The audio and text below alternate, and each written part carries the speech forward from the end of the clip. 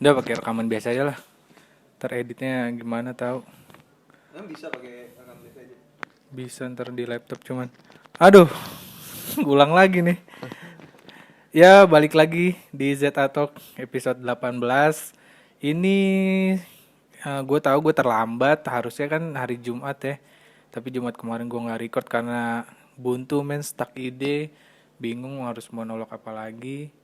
Dan sekarang spesial perdana gue nggak ngomong sendiri lagi.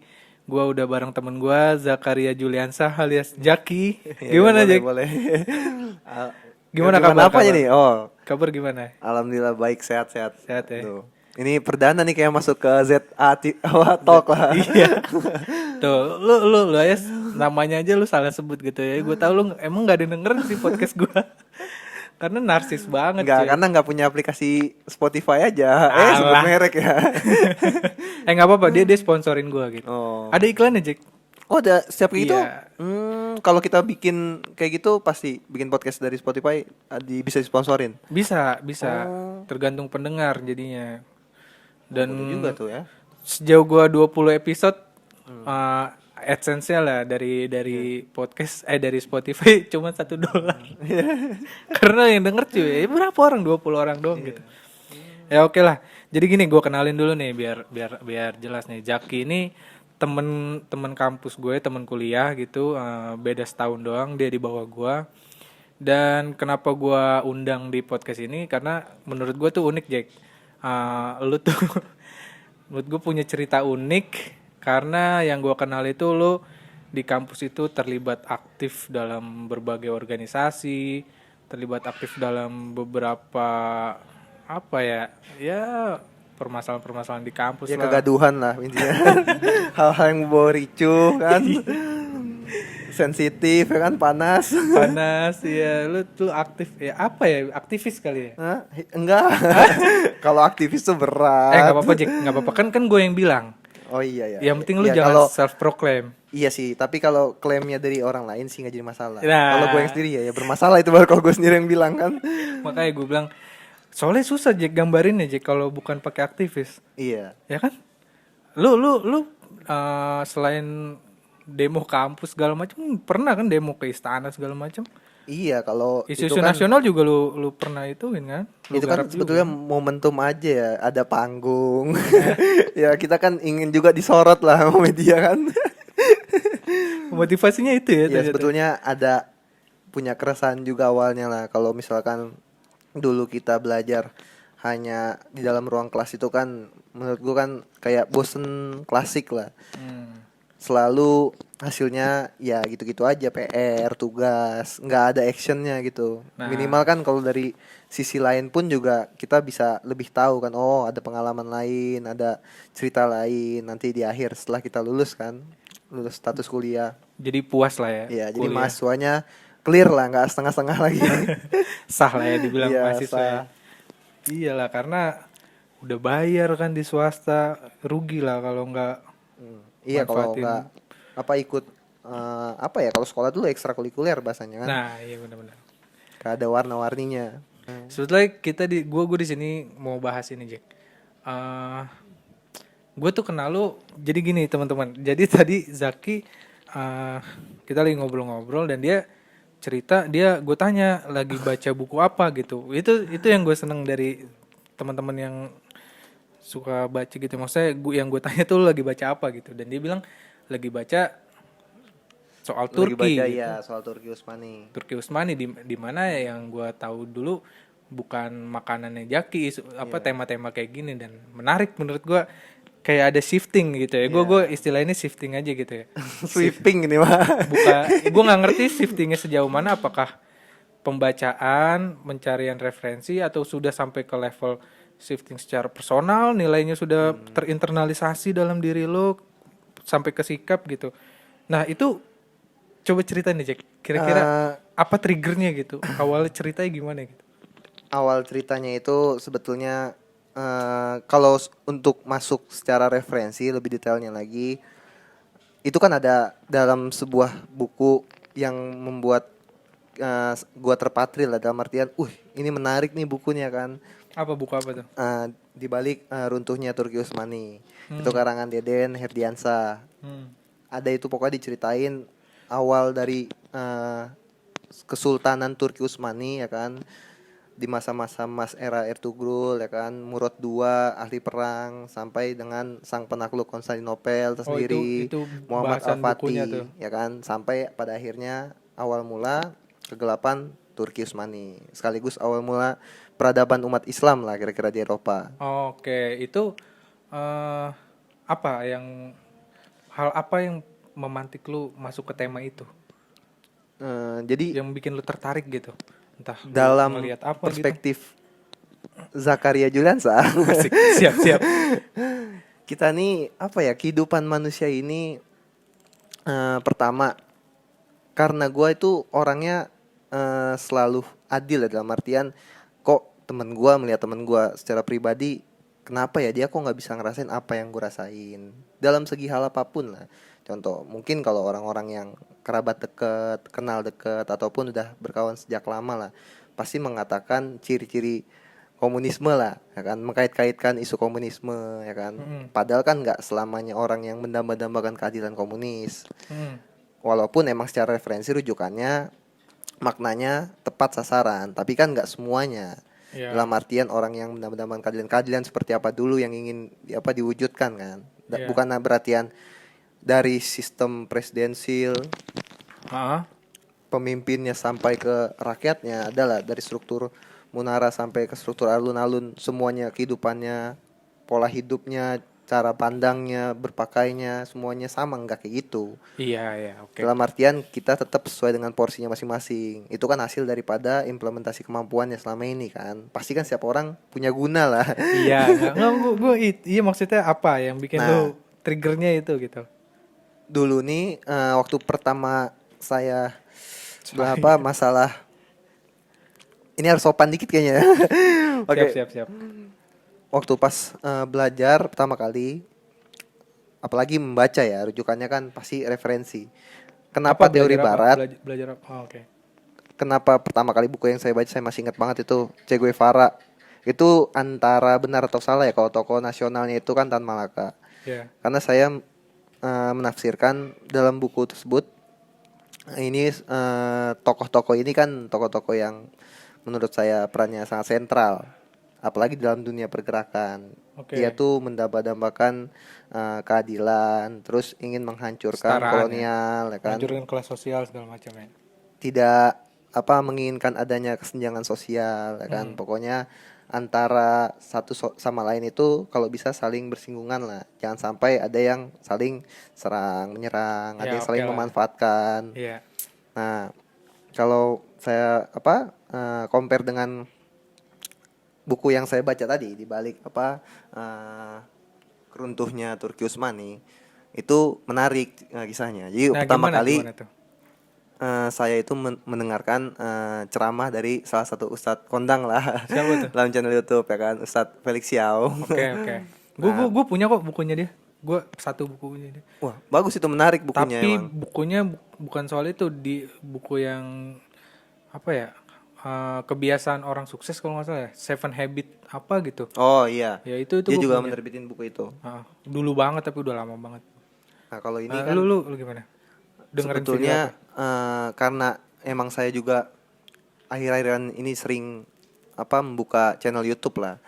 Akhirnya karena bosan juga kan, jenuh kan, apa yang mau tontonin sekarang, berita semua tentang krisis kesehatan, ekonomi, apa hal yang fundamental ya di luar sana. Apabila hal ini belum terjadi kan, kira-kira kenapa sampai peradaban umat manusia hari ini kok seperti kacau begini kan, nggak terpola, nggak teratur. Iya betul. Udah mulai terkikis lah nilai-nilai kemanusiaannya. Pandemi itu bener-bener radikal, merubah keadaannya disruptif banget, merusak banget. Jadi kayak kalau menurut gue, kalau dulu orang bilang merubah keadaan nggak semudah membalikan telapak tangan, pandemi ini semudah itu, Jack. Merubah semuanya. Geger langsung satu dunia. Semudah membalikan telapak tangan, gila sih. Betul-betul pola hidup manusia keubah 100%. Semua segi kehidupan tuh harus adaptasi sama harus lebih berhati-hati lagi kan sekarang. Nah oke lanjut. Gimana jadinya? Jadi kelanjutan yang tadi untuk terkait video di YouTube, channel YouTube. Itu postingan langsung dari Felix Xiao ya. Pada saat itu beliau posting ceramahnya, sekaligus ada lagi satu lagi channel YouTube. Itu dia lagi sedang menyampaikan kayak semacam cerita lah, cerita sejarah Tentang apa? kepada Ahmad Dhani, anak-anaknya keluarga Ahmad Dhani. Oke. Ada itu channel YouTube-nya. Itu tentang masa kejayaan umat Islam. Oke.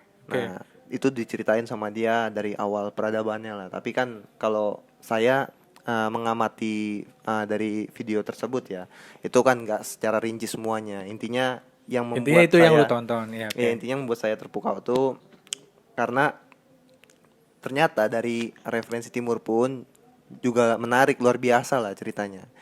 Ya walaupun masih ada kaitannya dengan dunia empirisme, cuman kan ada hal yang perlu diulas lah. Kenapa sih bisa dulu berjaya sekarang jadi jatuh kan? Betul itu penting Nah banget. ini kan berarti kan ada permasalahan nih, ada ketidakseimbangan, akhirnya sampai sekarang tenggelam kan akhirnya. Betul.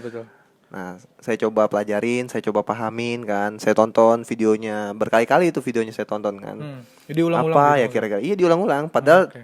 channel YouTube-nya, videonya pun masih itu aja udah. Iya, namanya baca buku juga gitu kan, Iya. kadang harus dibaca 2 kali Sampai biar paham. betul-betul apa sih nih poin intinya nih, kenapa ya bisa kejadiannya kayak gini. Iya. Bisa lu mereka kayak gini, padahal zaman dulu kan di luar perkiraan lah intinya semuanya kan. Iya benar.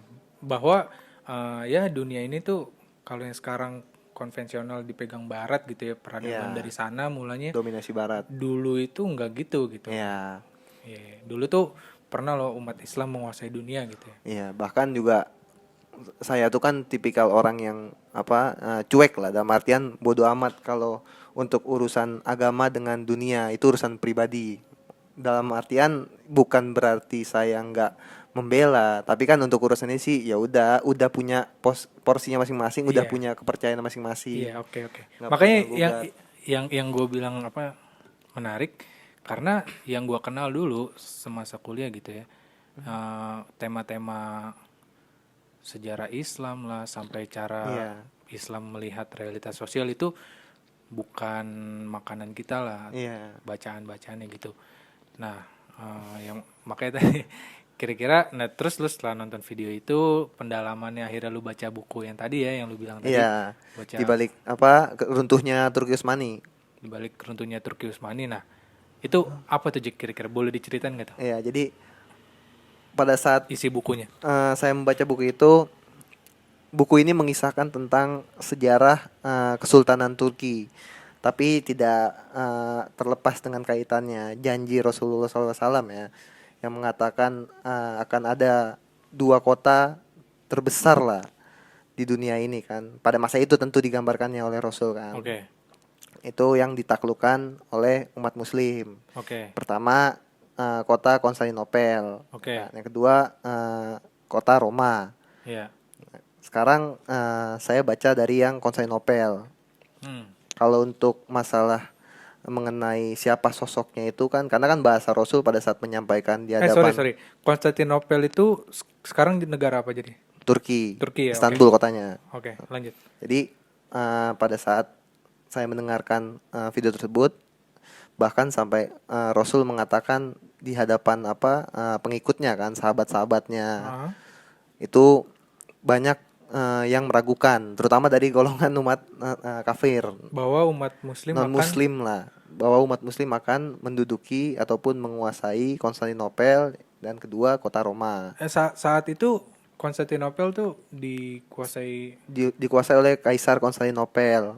apa Kaisar tuh? Konstantinopel itu dari turun temurun, sistemisnya kayak semacam kerajaan. Kekaisaran itu dia kekaisaran. Jadi setiap pendahulunya ingin tutup usia ataupun wafat, itu akan diwariskan ke keturunannya. Oh iya, sistem kerajaan. Ya, Enggak, iya. tapi ideologinya apa? Kristen Kalau kan atau Kristen, Oh, Kristen. itu orang murni orang Kristen Katolik. Oke. Iya. Oke. Terus Rasul udah menjanjikan itu gitu. Rasul udah menjanjikan itu pada saat ingin terjadinya perang parit, tapi nggak secara rinci ya. Gue jelasinnya maksudnya. Iya. Itu kan panjang juga, ada banyak hadisnya lah. Iya, Luar oke. biasa kan. Oke, Rasul cerita itu poin 1. Iya, poin satunya. Lalu dari orang-orang kafir yang mendengarkan akhirnya kan juga tertawa lah, dalam artian mendengar narasi pesimis yang diungkapin tuh nggak mungkin terjadi lah, akhirnya mereka tertawakan kan. Karena saat Kayak itu ini umat muslim umat masih muslim lemah ya. lemah, bukan lemah juga sih, maksudnya masih jauh lah dari kata kesanggupan.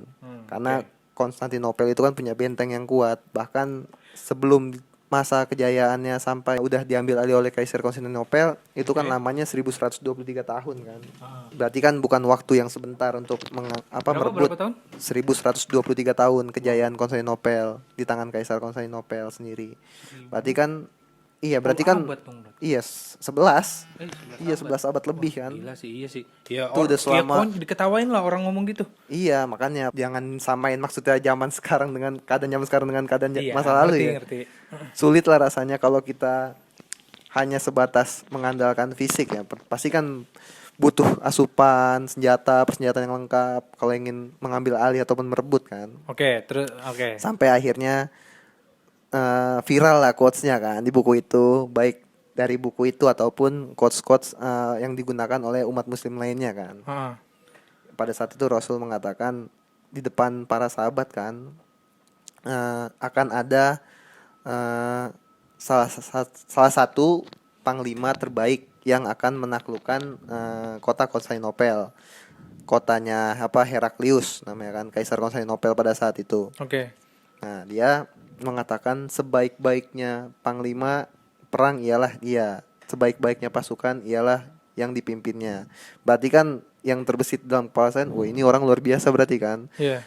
Sudah dijanjikan oleh Rasul sendiri loh. Kalau Oke. dijanjikan sama temen sih itu hal yang Tapi banyak nggak terjadi lah ya. waktunya nggak dikasih tahu kapan gitu. Waktunya nggak dikasih tahu.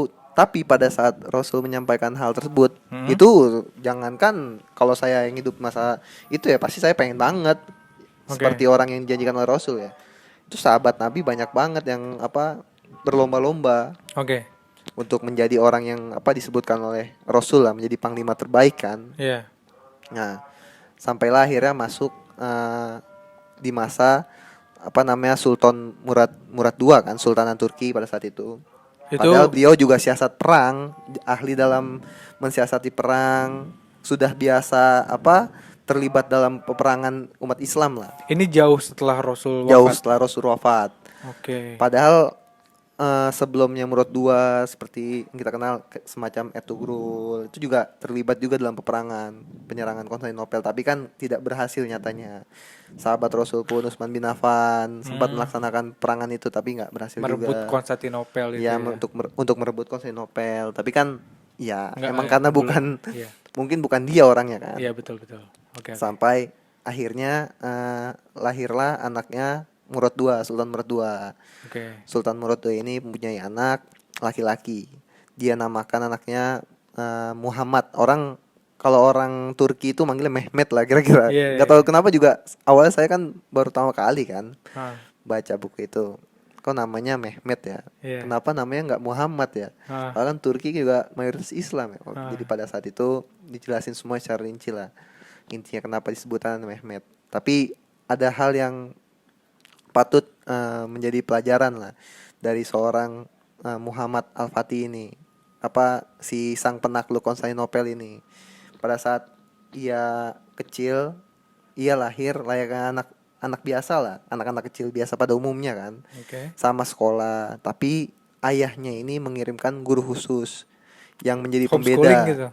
Bukan homeschooling, jadi dalam artian dia ini, orang lain kan banyak orang pintar lah intinya kan, anak-anak laki-laki yang pintar. Dia belajar pelajaran pertama ini tentang adab. Banyak orang yang mendamba-dambakan fisika terapan, pada saat itu sains tek kan. Tentang ilmu ilmu gitu ya. Tapi kalau dia ini pelajaran pertama justru ilmu adab. Ini kan aneh kan? Iya. Saya makin absurd lagi ngebaca kan, kok belajar adab dia ya. Tapi senada dengan ceramah yang disampaikan oleh Koko Felix. Itu inget banget. Dia mengatakan banyak orang yang belajar ilmu ilmu sains tek ya kan, fisika terapan. Itu berlomba-lomba mereka kan. Sampai ada yang sekolah tinggi-tinggi ke luar negeri dengan biaya yang cukup mahal, kos cukup mahal. tapi nyatanya nggak punya adab kan. Iya, betul. Jadi untuk apa dia pinter tapi nggak punya adab, kira-kira Iya, kan begitu kan. adab nomor satu lah. Nah, ini Muhammad Al-Fatih diajarkan oleh ayahnya ilmu adab pertama kali. Tentu dengan sumbernya itu ya Al-Quran. Oke. Berarti kan luar biasa banget. Orang ada yang belajar ilmu adab, bahkan teman-temannya Al-Fatih itu karena menyesal kan nggak belajar adab. Akhirnya dia belajar ilmu adab sampai 20 tahun. Bahkan ada orang juga yang belajar ilmu adab sampai 40 tahun. Ini kan berarti lama kan. Betul. Karena kalau mengambil dari pembahasan Koko Felix sendiri, banyak orang yang belajar ilmu umum lah, ilmu sosial itu cepat, tapi untuk mempelajari ilmu adab ini lama. Iya. Karena nggak mudah untuk mempelajari ilmu adab itu. Sementara kalau kita udah mempelajari ilmu adab, ilmu yang lainnya itu gampang diserap, Karena gampang adabnya udah bener ya. dipelajarin. Karena adab itu paling dasar, menjadi pondasi lah karakter seseorang, ya kan, terutama dalam menyikapi, mengambil keputusan. Oke. Terus. Nah, inilah dari sini saya tertarik lah lebih jauh untuk membaca buku tersebut kan. Lalu saya setelah baca buku, kan karena sistem baca buku juga kita nggak mau langsung selesai kan. Akhirnya coba kita tonton lagi videonya, saya dengarkan lagi, saya compare dengan isi buku. Ternyata emang ceritanya ini nggak direkayasa, bahkan sampai ada filmnya juga. Apa tuh film apa? Soal Terkait kisah. dengan penaklukan Konstantinopel, Oh iya. Muhammad Al-Fatih. Ada Oh, filmnya itu. jadi terbukti tuh ya janji Rasul itu. Terbukti ya, tapi yang namanya film kan ada yang dibuat semacam Dramatisirnya. dramatisir, Ya, ada yang itu kita paham bertolak lah. belakang. Karena dia juga iya. Ya, karena kan ada dari berbagai macam pandangan kan. Betul, Gimana cara penaklukannya, apa senjatanya, berapa banyak pasukannya. Tapi substansinya bahwa janji Rasulullah tuh terbukti gitu ya. Terbukti jadi Rasulullah. Karena Rasul mengucapkan umat Muslim akan menaklukkan kota Konstantinopel itu 1123 tahun. Itu kan lama berarti. 1123 tahun yang lalu baru kejadiannya. Berarti kan kalau udah 11 abad begitu kan hampir mustahil lah. Udahlah ini bakal janji yang gak terrealisasi, gak akan terwujud janjinya Iya, Rasul. siapa yang mau investasi kepercayaan dalam waktu yang selama itu gitu. Makanya waktunya lama, udah gitu kan pada masa dulu juga gampang informasi dibiasin.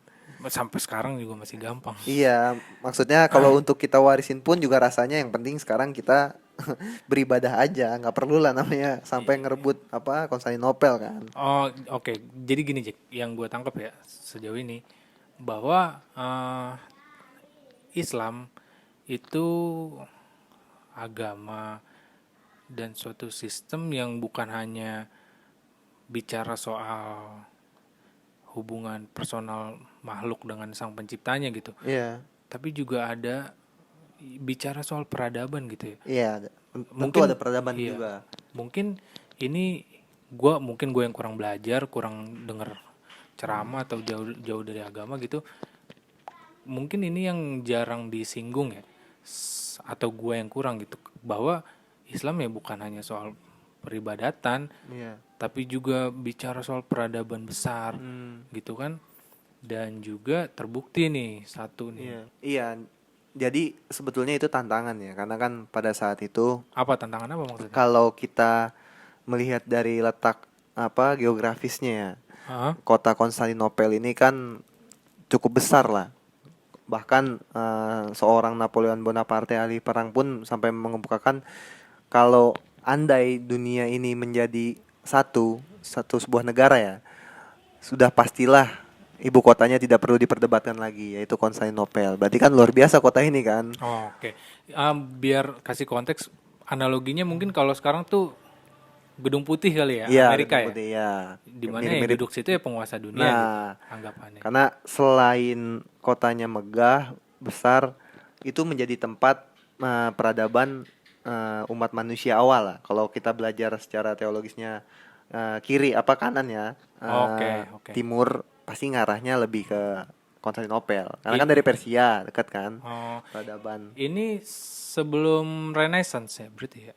Iya, kalau penaklukannya. Oh berarti oke. Nah jadi kalau untuk masalah terlibatnya perang sampai penaklukan ya, masa penaklukan ya. Jadi ada hal yang menarik. Karena dalam beberapa kesultanan Turki, hitungan sampai ke Murad II itu kan ada 6 kesultanan. sampai ke eranya Muhammad Al-Fatih itu kan dia kan jadi Sultan Turki kan diangkat ketika itu kan pada umur 19 tahun kan. Sebetulnya udah menjadi sultan pada usia 14 Loh, tahun. berarti udah dapat Konstantinopel dong. Iya, enggak belum. Kalau untuk gelar kesultanannya iya udah mendapat, tapi pada saat melakukan penaklukan Konstantinopelnya itu usianya masih muda, Bang. Berapa tahun? Dia usia 20 tahun udah bisa naklukin Konstantinopel. Berapa? 21 tahun. Anjir, 21 tuaan gua. tahun udah bisa menaklukkan kota termegah pada saat itu. Waduh, gila. Padahal benteng Konstantinopel itu udah 1000 tahun lamanya kan. 21 tahun naklukin. Iya makanya 1000 lebih lamanya, 1000 tahun tuh. Berapa abad? 11 abad, 11 abad lebih kan. Itu udah kokoh bentengnya, udah banyak orang yang mencoba, nyatanya gagal. Iya, kan? iya, Sahabat Nabi Betul. banyak yang mencoba. Berarti kan ini sebuah mukjizat besar lah. Maksudnya dia terlahir ke muka bumi untuk menunaikan janji Nabi kan. Karena ada pepatah juga mengatakan janji itu kan adalah hutang, apalagi yang mengucapkan ini junjungan umat muslim kan. Oke. Harusnya kan kejadian terjadi, karena kalau kita nggak percaya sama janji Rasul tuh bahaya juga gitu loh umat muslim. Rukun iman ya. Iya. Oke. Tapi gini Jack, nih gue mungkin apa ya? Gue kan orang yang nggak tahu nih gitu. Karena emang belum tertarik sama tema ini gitu. Menurut gue tuh apapun itu harus dalam konteks perbaikan sosial gitu. Iya. Nah, di buku itu tuh diceritakan nggak motivasinya apa dan realitas sosialnya apa sehingga kenapa Konstantinopel harus dikuasai oleh umat Muslim gitu? Apakah dunia saat itu berantakan dan Islam hadir sebagai challenge idea gitu yang punya ide untuk menghadirkan kondisi yang lebih baik atau seperti apa gitu? Jadi selain untuk menunaikan janji Rasulullah ya, mungkin pada saat itu persepsi pertamanya itu.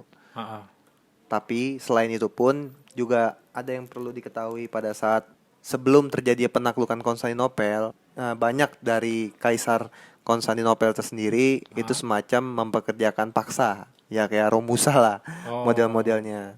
Jadi banyak juga umat Muslim yang menjadi pesuruh, menjadi babu, sementara ya intinya kayak semacam penindasan lah. Oke. Makanya kota itu ingin direbut dari tangan Kaisar Konstantinopel. Revolusi lah ya istilah iya, modernnya. karena selain ingin menyebarkan dakwah pun memang kota itu sudah menjadi tempat penyiksaan lah antar umat manusia. Bahkan sampai ada ini ya cerita berarti dari salah satu perakit senjata yang di akhirnya digunakan juga jasanya. Dia sales persenjataan. Namanya Orban. Perakit senjata Konstantinopel. Perakit senjata untuk Muhammad Al-Fatih melakukan penyerangan ke Konstantinopel. Tapi dia juga pernah kerja dalam mengabdi lah bahasanya, mengabdi kepada Kaisar Konstantinopel sendiri. Orang Genoa kan, namanya Orban. Lalu dia justru membantu umat Islam. Ya, itu awal ceritanya juga menarik. Dari sini juga saya metik kan, maksudnya poin pembelajarannya berarti seidealis-idealisnya orang akan goyah juga pada waktunya, apalagi bicara mengenai tawaran kan, karena pada saat setahun lamanya si Orban itu nggak mendapat instruksi untuk persediaan senjata, sementara kan dia ini kan punya keluarga yang harus itu maksudnya pada saat si Orban bekerja pada Kaisar Konstantinopel dia nggak dikasih job gitu. Nggak dikasih job bahasanya, nggak dikasih proyek untuk membuat persenjataan. Dijanjikan selama 1 tahun, padahal udah 1 tahun lebih lamanya nggak ada juga. Akhirnya dia bekerja oleh Muhammad Al-Fatih, bertemulah dia oleh Muhammad Al-Fatih, baru dia yang mana Muhammad Al-Fatih adalah lawan dari Kaisar Konstantinopel saat itu. Terus karena pada masa ingin menaklukkan Konstantinopel butuh yang namanya weapon ya, persenjataan kan yang lengkap. Berarti kan harus ada yang menciptakan ataupun merakit lah persenjataan. Nah, bertemulah dengan Orban ini, salah satu penasihat Muhammad Al-Fatih. Dia menjelaskan, bisa nggak Anda membuat persenjataan yang sangat besar kan? Berarti kan sampai di Praga kan pokoknya besar banget kan. Berarti dia udah tahu nangkep nih, dengan senjata yang besar berarti ingin ada perang besar. perang terbesar ini pastilah terjadi di Konstantinopel. Oke. Karena akhir-akhir pada masa itu pun juga akhiran itu banyak informasi yang mengatakan udah sebentar lagi loh waktunya tembok itu bakal jebol, Kaisar Oh, I Konstantinopel. see. Iya, iya. Karena sudah mungkin makin mentua ya pada saat itu ya. Iya, iya. Menuanya usia ya kan. Jadi udah banyak orang yang mengambil inisiasi atau Untuk, langkah untuk melakukan penyerangan. Ya, muncul gerakan alternatif lah ya. Iya. Harus pinggir yang Padahal men-challenge ide. Iya, betul betul. kalau dilihat dari skema kepemimpinan yang diterapkan oleh Muhammad Al-Fatih sendiri, langkahnya itu nggak jauh beda oleh pendahulu-pendahulunya. Hanya saja dia menggunakan strategi untuk melakukan penyerangannya itu lebih masif. Jadi dalam Strategi perang maksudnya. kisah strategi perangnya ini kan kalau dalam strategi perang kan ada Stalin, ada gerilya kan. Iya. Kalau misalkan kita gunakan perang Stalin kan strateginya kan berarti kayak semacam cek ombak dulu lah, kirim pasukan prajurit. Kalau gerilya itu kan langsung kan. Walaupun persiapan masih ada yang kurang tapi kita langsung aja Iya. melaksanakan perang. Ini kayak Kalau dia ini enggak. Indonesia, ya. Jadi dia udah langsung menyatakan perang. Tapi karena dia mengingat sabda Rasul, jangan pernah kau memerangi seseorang tanpa menawari 3 hal. Pertama, masuklah Islam dan itu lebih indah dari dunia semestanya. Seluruh alam semestanya. Yang kedua, laksanakan pembayaran kayak semacam zakat gitulah pokoknya. Kalau emang ketiga dia nggak mau melaksanakan 1 dan 2, berarti kita perangi. Sebagaimana Rasul memerangi kaum-kaum kafir lah. Nah, Jadi akhirnya ditawarin dulu lah ya. tawarin dulu. Secara baik-baik. Ya, tawarin baik-baik. Berarti demokratik juga lah ya. Iya. Jadi Jadi kan kalau pakai teori modern kan gitu kan. iya, Nggak kalau pakai nggak teori yang postmodern iya. radikal gitu. Iya, nggak langsung ajar aja kan, langsung Iya, perang nggak aja. penggal pala kayak ISIS kan. Ada demokratik. Ya itu Ada kan semacam diplomatis. Jack. lobbynya lah, iya, Iya diplomatis. Gerakan demokrasi itu. Lalu, Oke, lalu dengan kabar seperti itu kan, ya yang namanya kaisar ya, seorang kaisar kan, nggak mungkin mau lah menerima tawaran yang dimaksud sama si Muhammad Al-Fatih ini diajak kan. masuk Islam nggak mau Iya, lah untuk diajak jelas. masuk Islam, terus macamnya disuruh ngasih Konstantinopel buat umat Islam. Ya dia nggak mau, akhirnya dia menolak kan. Lebih baik saya mati kan di dalam medan perang. Akhirnya mulailah deklarasi peperangan dideklarasikan oleh pasukan Al-Fatih dan juga Kaisar Konstantinopel. Oke, Pada akhirnya kerebut tuh Pada saat Konstantinopel. peperangan Konstantinopel tersebut sih ada poin yang menurut saya ini agak logis ya. Bahkan kalau menurut pemikiran saya ini sering terjadi, bukan hanya Muhammad Al-Fatih aja yang merasakan. Apa tuh? Sebagai pemimpin ya, kita mau memimpin ataupun menahkodai peperangan, menahkodai ruang lingkup perusahaan, organisasi, Kepemimpinan. instansi. Kalau untuk urusan kepemimpinan itu kan bicara seni. Nah, ini jadi poin pembelajaran karena pada masa peperangan tersebut, ketika hampir setengah dari pasukan Muhammad Al-Fatih tewas, tumbang, bahkan temboknya pun masih belum jebol. Oke, ya terus. Ini kan pada akhirnya muncullah suara-suara sumbang. Betul, yang pesimis. Iya, orang yang mengeluarkan narasi pesimis, terus pakai dalil lagi. Orang munafik. Iya, orang so tahu begini nih yang biasanya Iya. banyak buat. Iya. Kalau dicermatin ya di dunia manapun lah. Pasti pembenaran selalu ada, Jack. Iya, di masa Eranya tuh siapapun, post-truth, di iya. dunia manapun ini pasti ada yang kayak begini nih. Iya. Setiap prajurit tuh pasti bakal nih. Apalagi pada saat itu pemimpin perangnya, panglima perangnya masih muda kan usianya. Iya. Pasti identik dengan kata emosi kan. Iya. Udah gitu pasukannya ini menyita cukup perhatian banyak pasukan yang lainnya lah. Dalam artian ketika perang dihentikan karena banyak pasukan yang tewas kan, akhirnya Muhammad Al-Fatih memanggil prajuritnya, kepala-kepala prajuritnya. Dia menyampaikan apa kira-kira langkah selanjutnya. Coba punya saran gak sih kira-kira kayak gitulah. Oke. Dari kepala-kepala prajurit ini. Wah, itu langsung narasi pesimisnya keluar kan baru kan. Menular ternyata. Tapi ada salah satu mualaf, dia menyampaikan bahwa jangan pernah dengarkan mereka. Kita udah tanggung setengah perjalanan nih. Depan kita ini udah betul-betul kota yang ingin kita taklukkan. Dari awal kan kita bahas konsolidasi udah lama lah kira-kira. Betul. Masa iya hanya karena tembok ini nggak hancur kita mau dikalahkan lalu kita pulang. Iya, iya. Dari awal pun juga kita kan nggak pernah berharap untuk pulang kembali. Iya, Tujuan kita lebih datang baik ke sini mati kan dalam perjuangan. kalau nggak kita ambil alih kota ini ya kita jangan balik. Berarti kan kalau emang nyata yang nggak kerebut ya kita lebih baik mati di sini. Karena kan dalam Islam ada apa namanya? Ya kepercayaan mati dalam jihad tuh syahid gitu, Iya, mati syahid. syahid.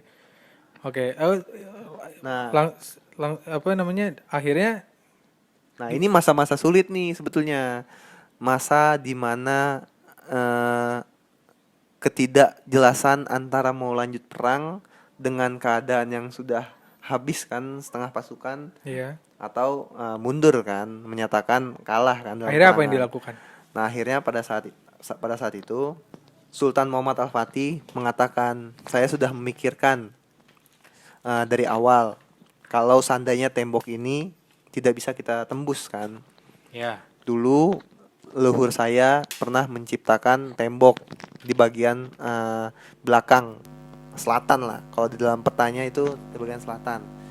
Nah itu kita bisa gunakan tembok tersebut kan untuk kita panjat lalu kita lewati untuk menembus benteng Konstantinopel. Karena kan Konstantinopel ini kan temboknya sebenarnya sih bukannya kuat ya.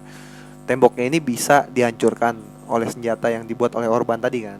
Tapi peluru dari senjata yang diberikan oleh Orban ini ngereloadnya lama 3 jam sekali. Sementara orang Konstantinopel itu pasukannya kan banyak. Ini yang kisah apa namanya yang akhirnya ngangkut perahu nyebrang daratan Iya, nggak sih? Oh, ya. gue pernah itu tuh. Iya, Pernah akhirnya dapet cerita itu. Akhirnya ide gila dia muncul kan. Itu Gimana gila kalau nggak sih, itu kita gila sih. angkut aja kapalnya kan, lalu kita lewatin bukit, naik ke bukit, nanti kita baru turunin lagi. akhirnya kan berhasil. Iya, akhirnya berhasil. Barulah akhirnya. Mungkin kalau untuk di buku tersebut ya menceritakan poin pembelajarannya untuk mengajarkan sedikit kita jangan berpasrah diri lah. Dikit-dikit langsung pasrah, langsung menyerah dengan keadaan. Optimis Lebih lah ya. termotivasi ya, optimis.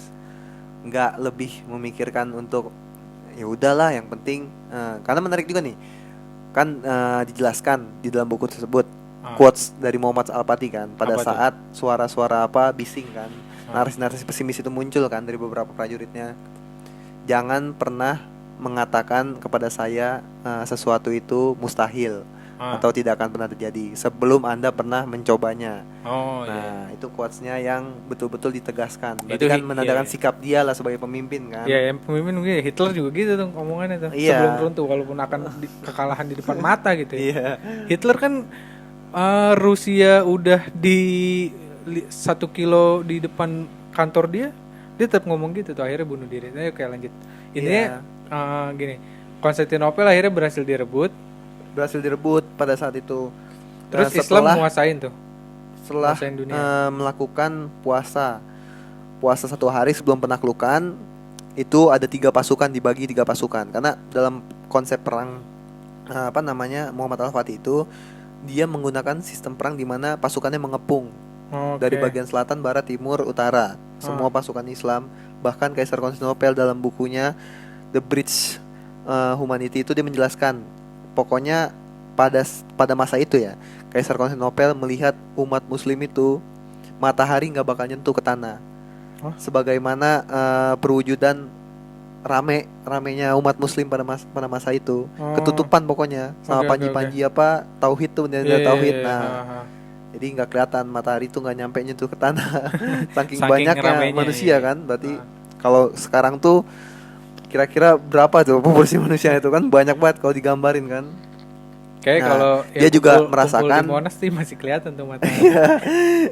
Dia juga merasakan tidak lama lagi lah Konstantinopel ini bakal takluk, bakal kerebut. Karena dia udah ngelihat angan-angan kekalahan. Oke. Akhirnya tepat jam 4 pagi setelah azan subuh lah kira-kira. Kalau misalkan dianalogikan di waktu Indonesia ya. Penyerangan pun dilakukan sebelum matahari terbit jam 6 lah kira-kira kan. Serangan kaget gitu. Dibilang serangan kaget enggak, cuman karena emang udah masuk kan. Udah nembusin temboknya kan. dia pun juga udah tahu kalau umat Islam udah beres, cuma karena temboknya udah dihancurkan juga, ya otomatis emang harus perang depan, nggak Iya. bisa lagi dia gunain persenjataan kan. Jarak jauh nggak bisa ya. Terus? Karena kalau bicara Konstantinopel ini kan ada salah satunya pengebor minyak tanah itu dari daerah Eropa juga, negara Eropa juga, jago dia maksudnya untuk ngebor tanah. Dia mau melalui serangan bawah tanah, Oke. tapi kebaca, kedetek, nggak bisa. Nah akhirnya karena ini emang betul-betul udah masuk, udah tiba di dalam. Nah akhirnya perang pun dimulai pada saat jam 4 pagi, belum genap jam 6 lah. Pokoknya sebelum matahari terbit, itu pasukan Kaisar Konstantinopel sudah habis. Dalam perang sudah kalah. Dan tepat jam 7 pagi apa, kalau nggak salah dalam buku itu, dia akhirnya meresmikan perebutan Konstantinopel di tangan Turki Utsmani pada saat itu, Kesultanan Muhammad Al-Fatih pada saat itu. Islam bisa berjaya dan janji Rasulullah terbukti. Nah, karena tepat penaklukan kota Konstantinopel ini uniknya ya. Apa tuh? Di Roma itu kaum kafir menguasai kota Roma kembali. Kota Roma direbut oleh kaum kafir dan itu terjadi pembantaian. Habis umat Islam di sana, umat Muslim. Karena waktu itu gimana? Karena pada saat peperangan Konstantinopel, ternyata di Roma pun juga terjadi peperangan. Di mana umat Muslim habis dibantai sama umat kafir, dengan umat kafir. Nah, pada saat Konstantinopel ditaklukkan, Muhammad Al-Fatih datanglah sampai ke tengah gereja. Ya sekarang yang jadi perdebatan viral kan, Hagia Sophia itu. Nah, banyak akhirnya perempuan-perempuan kan yang habis mungkin ibadah di gereja, ataupun ada juga sebagian yang ketakutan melihat peperangan kan. Tapi yang dilakukan oleh Muhammad Al-Fatih bukan membahas dendam, karena mendapat kabar kan, dengar kabar saudaranya satu keyakinan dibunuh kan. Dia justru menawarkan untuk tetap tinggal di Konstantinopel, sekitar Konstantinopel, ataupun mau masuk Islam kan, menawarkan Islam lah. Sama konsepnya kayak waktu Rasulullah menaklukkan Mekah kembali. Ya. Apa itu namanya tuh? Berupa perang apa sih, habis perang apa sih? Penaklukan Mekah lagi lah pokoknya lah, ya kan? Dia kan Rasul kan hijrah ke Madinah, terus setelah kuat gitu ya, pengaruhnya udah besar, merebut Mekah lagi gitu ya. Tapi ya tetap mungkin itu ya asal mula hukum perang internasional kan sekarang gitu ya, maksudnya nggak boleh nyerang wanita, nggak boleh nyerang sipil lah intinya. Cuma boleh nyerang tentara. Dan itu yang dilakukan oleh Muhammad Al-Fatih. Itu betul-betul dijamin kalau memang dia nggak bersedia untuk mualaf, pindah ke Islam, itu akan diantarkan untuk keluar dari daerah sekitar Konstantinopel dan dijamin keselamatannya. Berarti kan emang udah betul-betul khusus lah. Diselamatkan. Nah akhirnya yang tadinya, jadi gini gue rangkum, Rasulullah menjanjikan dan itu 1123 tahun, 11 abad baru terrealisasi gitu. Nah memang Islam itu ya rukun iman gitu, harus percaya bahwa segala perbuatan ucapan Rasul ya itu kebenaran gitu ya. Dan harus percaya. Nah terus gini Cik, itu kan bukunya menyinggung soal gue lompat dikit nih, soal keruntuhan kejayaan Islam gitu. Lalu peradaban balik ke barat lagi. Benar. Nah itu apa yang bikin Islam, soalnya gini Jack, yang gue tuh sekarang juga bingung ya ngeliatnya sekarang, karena kan sekarang juga ada kelompok yang mendambakan kejayaan Islam lagi gitu. Dan tapi mereka mengekspresikan mimpinya itu dengan cara-cara yang mungkin nggak bisa diterima secara kemanusiaan, radikal, khilafah gitu. Bahkan istilah khilafah juga jadi jelek interpretasinya, dicederai. Nah, yang bikin gua mau tahu isi bukunya adalah sebetulnya memang apa sih gitu. Karena kan nggak bisa kita pakai konsep yang sama dengan yang dilakukan Muhammad Al-Fatih untuk sekarang diterapkan di era sekarang lah. Bukan berarti gue nggak percaya atau nggak mengidamkan kejayaan Islam gitu ya, karena memang Rasul juga menjanjikan seperti itu gitu, di Al-Quran pun ada.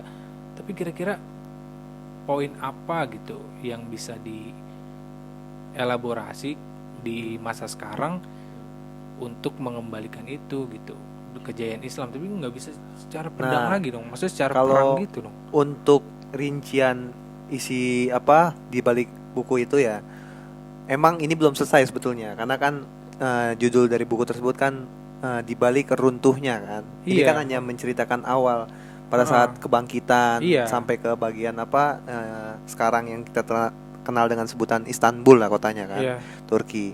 Tapi kan belum selesai dalam buku ini. Akhirnya sampai muncul ke terakhir, inilah yang membawa umat Islam pada awal kegelapan lah.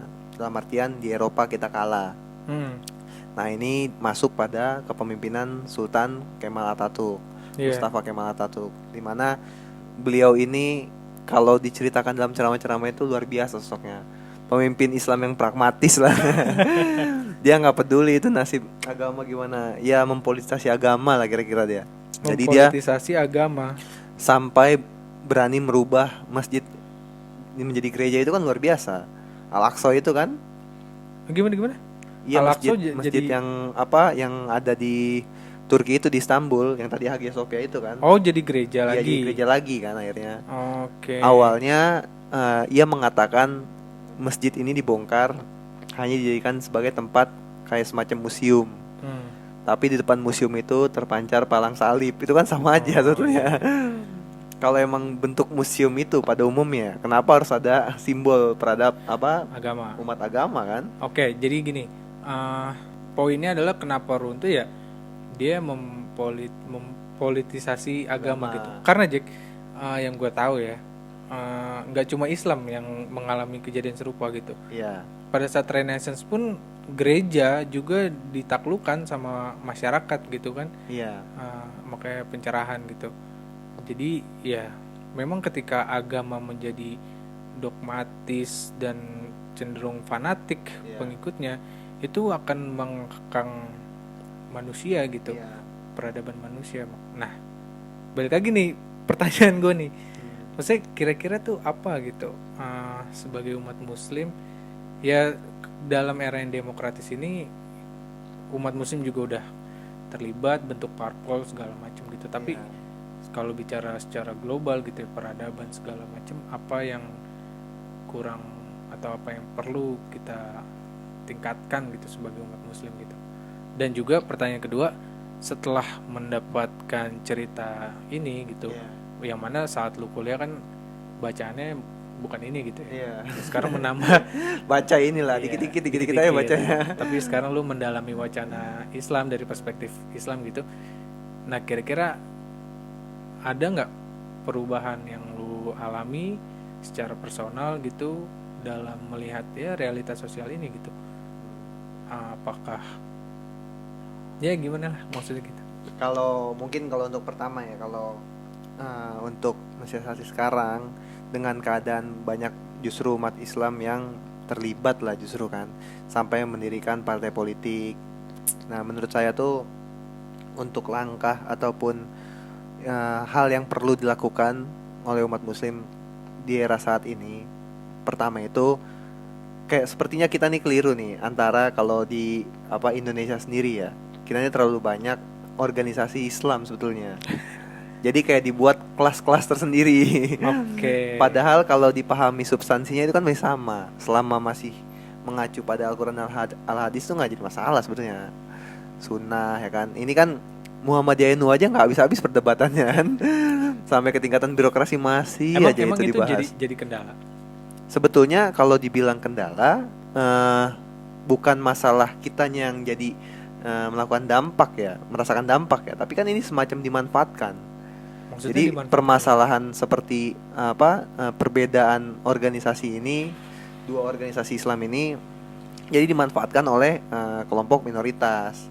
Namanya lihat tuh umat Muslim. Karena saya pernah salah satu dimanfaatkan bertemu, sama minoritas. Gue pikir lu mau bilang dimanfaatkan sama dimanfaatkan status quo oleh negara. dimanfaatkan oleh minoritas. Karena kan yang satu ketumnya komisaris, yang satu enggak, menolak jadi menteri, malah sikapnya beda banget nih gitu. Nah justru kalau dengan perpecahan antara organisasi NU dan Muhammadiyah ini ya, konfliknya kan sekarang semakin jelas ya. Apalagi kalau dilihat lebih kencang sampai ke tingkat birokrasi kan, ke pemerintahan, tatanan birokrasi. Nah, dari kelompok minoritas sendiri justru mengambil manfaat dari hal ini, dari kejadian inilah kira-kira. Minoritas ya, oke. Ya, di luar daripada umat muslim ya. Akhirnya mereka banyak yang meragukan umat Islam akan keyakinannya terhadap Al-Qur'an. Dibilang Islam kontemporer, Islam Nusantara, banyak lah ya kan.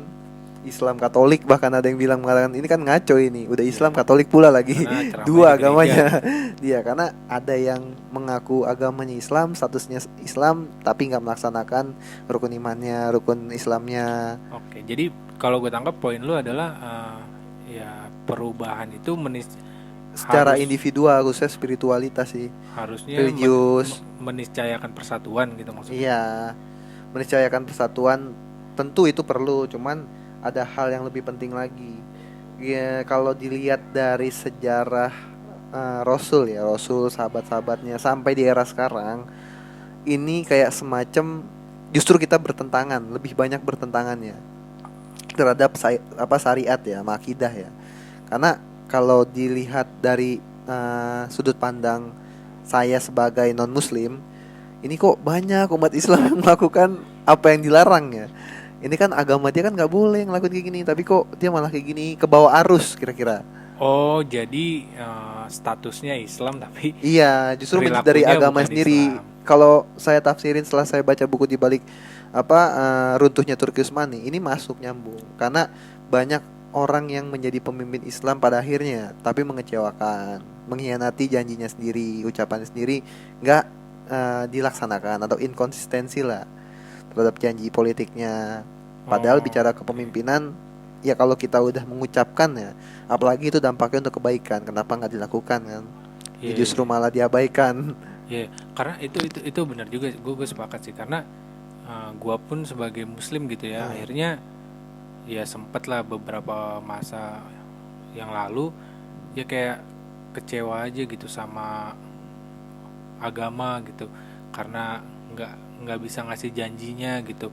Karena gini Jack, gua udah percaya, udah investasi, tapi kok keadaan sosial nggak membaik gitu kan. Akhirnya kekecewaan itu. Tapi kalau berkaca sama kisah yang lu ceritain tadi, ya memang janji Rasul soal Konstantinopel aja 11 abad baru kejadian gitu. Memang kita investasi pada, atau yang kita beli adalah keyakinan gitu, yakin gitu. Dan ya itu yang menarik gitu, dimana sekarang jual beli ide itu terjadi sangat cepat Jack gitu, karena yang dijual rasionalitas. Jadi kecerdasan buatan nih mendominasi. Iya, rasionalitas, empirical gitu. Ya nggak masuk akal tuh bakal kependem gitu. Ini sedangkan yang ini menjual keyakinan gitu. Si Islam ini gitu. Dan itu dia itu tantangannya lah ini. Jadi tantangan iman gitu ya. Iya. Sanggup gak kira-kira kan rukun iman ya? Rukun iman itu. Tapi lu tahu gak sih, gue mau nanya nih, rukun iman sama rukun Islam tuh strukturnya gimana sih? Setara atau hierarkis? Kan iman dulu baru rukun Islam. Baru Islam gitu. Iya. Kalau nggak rukun Islam tapi masih pegang rukun iman, ya masih berarti surga ya? Neraka dulu. Neraka dulu ntar dicuci. Kalau kata Pak Ustadz sih begitu. Ya nggak tahu lah, wallahu alam lah kalau itu. Surga neraka urusan Allah aja. Gue bercanda aja. Cuman kalau gue kan cuma mengidentifikasi kenapa sih terjadi pergeseran kan, terutama dari umat Islam sendiri kan. Banyak justru yang jadi lalai. Akhirnya ketika menjadi pemimpin kayak semacam dimanfaatkan, ataupun bahkan dia memanfaatkan jabatannya. Kalau dari Al-Kisah Mustafa Kemal Atatürk ini kan dia memanfaatkan jabatannya. Yang penting populer, dia mengejar duniawi lah, tercapai akhirnya. Iya. Oke. Nah, jadi balik lagi, berarti mimpi soal khilafah itu kan, kalau khilafah tuh kepemimpinannya saat itu kan kerajaan gitu ya misalnya. Kayaknya sekarang udah nggak relevan gitu. Apa mimpinya masih kayak gitu? Nah, ini yang akhirnya bertabrakan, ini bikin gua dilematis nih antara sistem apa monarki atau kerajaan ya. Kalau konsep khilafah itu kan memang cenderung pada Oh, kerajaan iya. konsepnya kan. Sementara kan awal itu gue pertama kali baca buku kan demokrasi banget kan. Nah, pembebasan gitu kan. Maksudnya dengan keadaan saat ini ya, kalau diterapkan sistem khilafah pasti nggak ada yang sepakat, pasti nggak ada yang setuju. Kalaupun mereka setuju, itu nggak akan dapat dukungan besar dari masyarakat satu sama lainnya. Iya. Karena sudah Nggak ada banyak yang mau beli deh itu. kejadian kalau misalkan kita memilih seperti apa pemimpin dengan konsep kerajaan, apalagi mengacu dengan keadaan negara ya, khususnya Indonesia kan sekarang tanah air seperti ini keadaannya, oh itu makin jual beli itu porsinya itu bakal Iya. lebih apa material lagi bicaranya, bakal lebih Materialisme. apa pragmatis lagi. Iya, iya betul betul. Karena gini, apa tadi gue lupa mau ngomong apa. Karena ya tadi jual beli ide sudah secepat ini dan juga kemanusiaan sudah sedemikian majunya gitu. Iya, Hak asasi. Jadi nggak nggak apa kalau gue pernah dengar kutipan dari Fukuyama gitu yang Iya. bahwa akhir dari sejarah ini semua memang kapitalisme dan demokrasi gitu. iya, Entah ideologinya apa gitu ya, Iya. keyakinannya apa, tapi sistemnya tuh itu gitu. Dimana kapitalisme juga semakin menuju puncak etisnya gitu, Iya. karena dia terbuka ya, termasuk terbuka. Itulah juga sebabnya kenapa komunisme gagal gitu ya, iya, karena kapitalisme tuh ya sangat cerdas, sangat cair iya, gitu kan. Dia apa namanya selalu membentuk bentuk baru gitu. iya. Itu Dan pada akhirnya itu, demokrasi gitu. pada akhirnya emang kapitalisme yang menguasai, mendominasi lah kan. Iya betul. Ketimbang komunisme, bahkan di Uni Soviet pun udah mulai longgar kan Iya. bicara mengenai komunismenya. Iya, malah di Uni Soviet tuh Padahal yang revolusinya mendambakan damai kan. loh. Iya, padahal yang mendambakan Iya. komunisme dia. Mereka sendiri justru elit-elitnya yang malah mau keluar gitu kan. Iya. Akhirnya juga damai gitu. Perang dingin lah itu ya. Nah, Oke. Terus apa lagi Jack? Kira-kira nggak lo nggak jadi usah sekarang panjang lebar sih. Kalau gue sih ngeliatnya sih emang tantangannya sekarang ke pribadi masing-masing lagi sih, terutama pemimpin-pemimpinnya. Nggak perlu, maksudnya kita compare, kita bandingin dengan pemimpin lain ya. Kalau kita lihat Indonesia secara mayoritas umat Islam ya, kita compare dengan Turki, kepemimpinan Jokowi dengan Erdogan, ya itu jelas berbeda. Yang paling penting itu kan sebagaimana mampu nggak dia kira-kira menjawab tantangan terhadap apa problematika kebangsaan yang sedang terjadi kan. Minimal tuh dia tuh betul-betul memahami lah karakter bangsanya ini nih, kira-kira gimana sih rakyat gue nih karakter ini pas nggak, kan belum tentu juga pakai konsep Erdogan atau konsep leluhurnya kan. Indonesia tuh angel. Angel.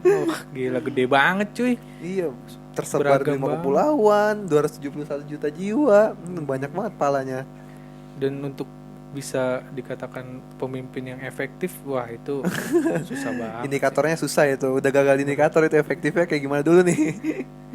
Kalau nguntungin kita baru efektif itu. Kan king of lip service. Itu mungkin ntar kita bahas selanjutnya ya. Oh, boleh tuh. Tema-tema Indonesia, Iya. tema-tema nasional ya. Iya. Kayak seru juga tuh diobrolin. Nih kita udah sejam lebih nih ngobrol-ngobrol. Terakhir nih. Jadi tadi lu bilang lu dilematis ya justru Iya. sekarang ya. Dilematis gitu. Menurut lu kalau boleh lu rangkum gitu dalam secara singkat, apa poin yang bisa lu share setelah lu mendalami wacana Islam, membaca buku-buku Utsmani segala macam itu? Iya, kalau untuk apa ini akhir ya berarti ya. Iya, Simpulan. Kalau untuk simpulan kita sebagai umat muslim terutama untuk menjawab tantangan akan keyakinan umat ya di tengah situasi yang sudah tidak jelas, rumit, bahkan banyak yang keliru, banyak hoax yang di salah, mana-mana. ya hoax bertebar di mana-mana, ya kan. Ada baiknya kembali kita membaca terkait Al-Quran dan Al-Sunnah. Soalnya di dalam Turki sekarang ya, hari ini ya, Iya. bahkan baru-baru ini seorang Erdogan ya, menurut saya itu pemimpin yang ideal lah untuk memimpin umat Islam, karena dia sendiri pun paham terkait dengan ajaran-ajaran Islam, terkait dengan sejarah-sejarah Islam. Terlepas beliau lahir dari Turki ya, tapi kan inti dari pembahasan, inti dari kepemimpinannya apa sih yang telah dilaksanakan oleh beliau.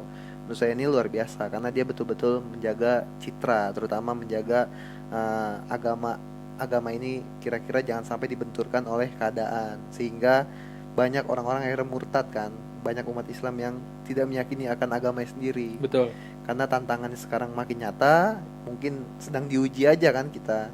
Fasenya emang lagi diambil alih oleh umat orang-orang barat, blok-blok kapitalisme, bukan sedang kepemimpinan umat Islam. Kita lebih perbanyak belajar dari sejarah Islam itu sendiri aja sih, agar nanti pas posisinya. Kalau saya tuh secara pribadi tuh pernah mengatakan ataupun menyampaikan kutipan lah dari Winston Churchill. Ini teori barat yang menurut saya universal sifatnya. Kita pun muslim bisa gunain. Kalau dalam berpolitik itu jangan pernah takut kalah, sebab manusia ciptakan hanya untuk sekali. Otomatis kan matinya juga cuma sekali kan. Betul. Akan mengalami kematian sekali. Sedangkan dalam berpolitik kita bisa mati berkali-kali, otomatis bisa terlahir kembali juga kan. Betul. Nah, itulah hal yang udah dilaksanakan oleh Erdogan. Nah, dia sangat berani dalam mengambil keputusan, menyatakan sikap. Dia itu dalam kontestasi global, dia berani menghadirkan Islam lagi loh. Itu dia. Positioning. Kita, maksudnya Indonesia sebagai negara Muslim terbanyak itu belum setegas itu bersikap atas nama Islam. Gitu. Karena bahkan ya mungkin yang soal Palestina ini ya masih sekuler.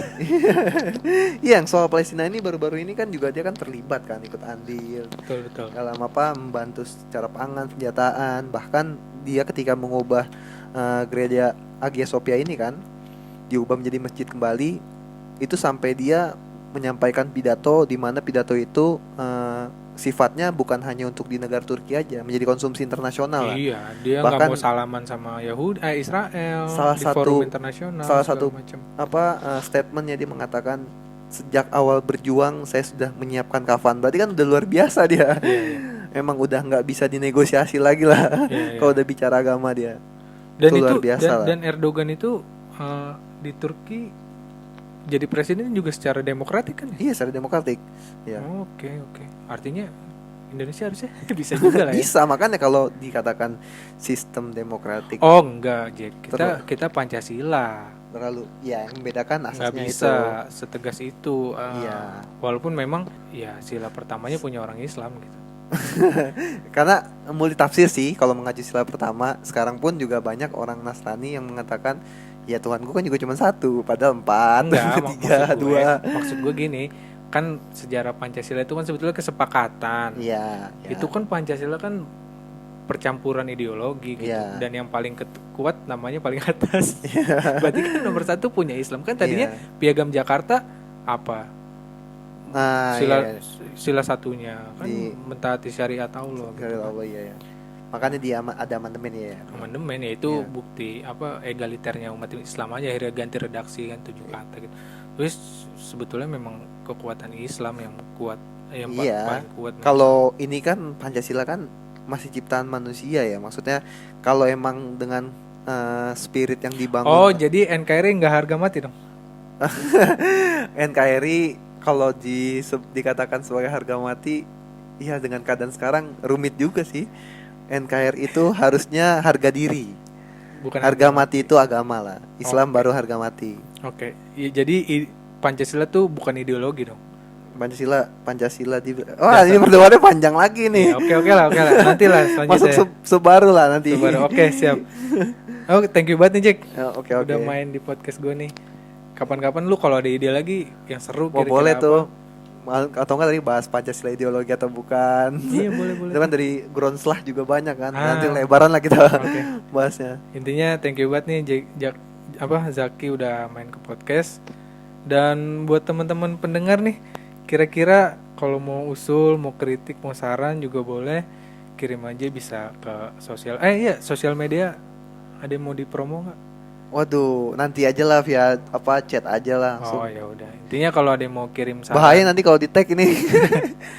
Kalau teman-teman pendengar mau ada kirim kritik, saran, usul atau mau berbagi cerita, silakan bisa via Instagram atau Twitter gua di @adiputrofikar atau email ke zulfikardiputro@gmail.com. Oke, thank you sekali lagi Jack. Yuk. Gue tutup ya. See you next week. Bye bye.